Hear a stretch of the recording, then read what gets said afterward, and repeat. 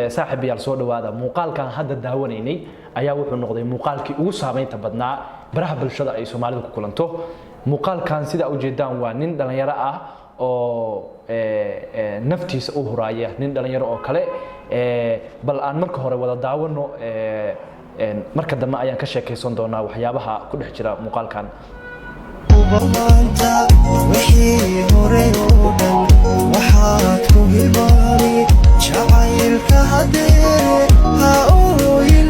runtii sida muuqaalkan ku aragtaan waa nin dhalinyaro ah oo wuxuu naftiisa u huraaya nin dhalinyaro ah oo kale oo baddu la tagtay oo aan aqoon dabaasha badda waxyaabaha muuqaalkan marka laga baran karo ninka dhalinyarada ah horti waa mahadsan yahay meeshay tahay meesha ma garanayo ma Soomaaliya ama meel kale kolba waa meelahan oo dalalkan Afrikada ah weeye aan xeebahoodu aysan joogin dadka xeebaha ilaaliya oo loogu talagalay in markay baddu qofka la tagto oo kale iyo dad soo badbaadiya aan lahayn weeye marka ninka dhalinyarada ah baa wuxuu u huray ninkan naftiisa uu u huray waana nin aad u dabaal yaqaan weeye ninkaas dabaasha hadda muuqaalka aad fiirsatay waa nin aad u dabaal yaqaan weeye wax yar buu ku gaaray daqiiqada yar buu ku gaaray sidoo ninka uu soo badbaadin lahaa sida muuqaalka ka wada arkaynayna ninka dhalinyarada ah waqti badan buu wuxuu buu hafanay oo dhowr jeer buu ku noqnoqday marka waxyaabaha ka baran karno waxa weeye muuqaalkan hadda wada daawanaynay waxa kamid ah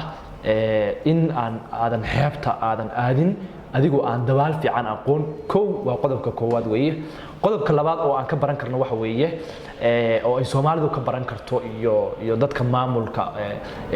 waa xeebaha waxay yihiin maamulka magaalooyinka xeebaha oo kale ilaa iyaga waxa weeye dadkan mas'uuliyadoodii qaaday inay sameeyaan dad xeebta ka ilaaliya dadka waqtiga ay kacsan tahay iyo hadda waqtiyadan oo kale waa waqtiga xagaaga ah waqtiga baddu aad u kacsan tahay weeye marka maamuladaas waxay ka baran karaan inay ay sameeyaan dad badda ka ilaaliya dadka waqtiga ay kacsan tahay iyo sidoo kale dadka aan dabaasha aqoon inay ku fogaadaan oo kale wadamada caalamka oo kale waxa waaye waxay leeyihiin meelo dhaadheer oo la fuulo oo dadka laga ilaaliyo qof baddu la tagtay iyo qof aan dabaal aqoon oo badda galay iyo waxaas oo kale bay leedahay marka waxa weeye inaga ka Soomaali ahaan waxa weeye badaheena hadda aragto dad badan baa ku dhinta jimca walba dadku inta badan jimcayaashii aadaaniin dad badan baa ku dhinta intay aadaaniin oo iyagu aan dabaal aqoon ayna ka haysan qof dabaal yaqaana marka waxa aan ka baran karno oo labaad waxa weeye in loo sameeyo dad badda dadka ka ilaaliya waa qodobka labaad oo aan ka baran karno weeye qodobka saddexaad oo aan ka baran karnana waxa waaye inaadan aadin adigu badda inaadan aadin badda adigoo aan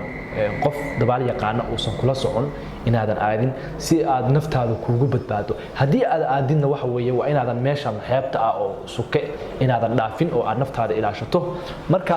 runtii muuqaalkan haddii la fiiriyo waa muuqaal aad dareen u leh ninkan waa nin karti leh oo ku dhiiraday ninkaas saaxiibkiisa oo walaalkiisa sidii uu soo badbaadin lahaa marka muuqaalkeena maanta intaas ku soo gabagabeynayna hadii uu muuqaalkan ku soo gaaro waxa ka codsanayna ina Kal TV hadii uu muuqaalkan ku soo gaaro waxa ka codsanayna ina Kal TV subscribe na dhahdo saaxiibada la wadaagto halkan waxa ku soo gudbin doonaa muuqaalo badan oo aan reaction ku soo bixin doono iyo sidoo kale warar kala duwan oo Soomaalida iyo caalamka oo kale aan kula wadaagi doono